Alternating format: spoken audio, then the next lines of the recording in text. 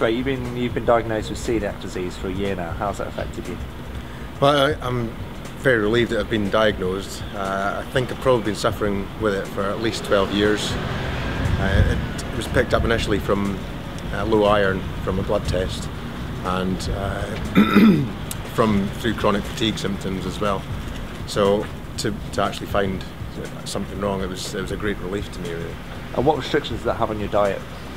Well, it basically means I've got to avoid everything that's got gluten in it, which, when you start looking at labels and cross-contamination, then it doesn't seem to not leave an awful lot that available to me. But there are certain products out there if you know where to look.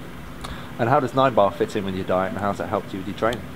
Well, as an athlete, one of the problems I've had is finding high enough energy and healthy snacks, basically, because you can't eat oats, and most of the bars that are available, energy bars, are contaminated with wheat, or use wheat as the kind of main source of carbohydrates.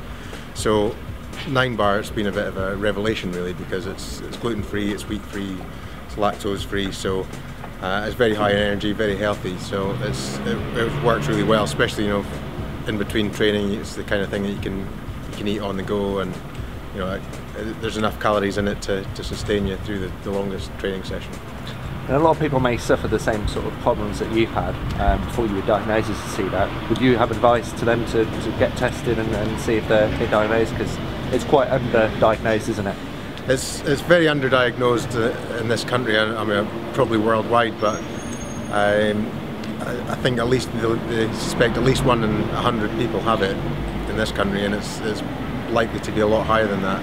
So if you think you've got, if you suffer any kind of symptoms from ingesting any sort of wheats or breads or anything like that, then it would, I think, it'd be a great step if you could go to your doctor and just ask for a simple blood test. It's very easy to pick up.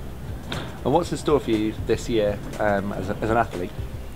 Well, at the moment I'm working with the Paralympic squad, so I'm basically driving in front of the tandem for the visually impaired guys.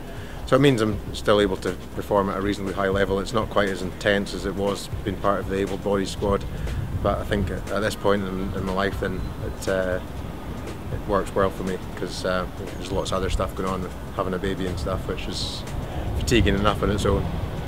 Great, thank you, and good luck with 9-bar.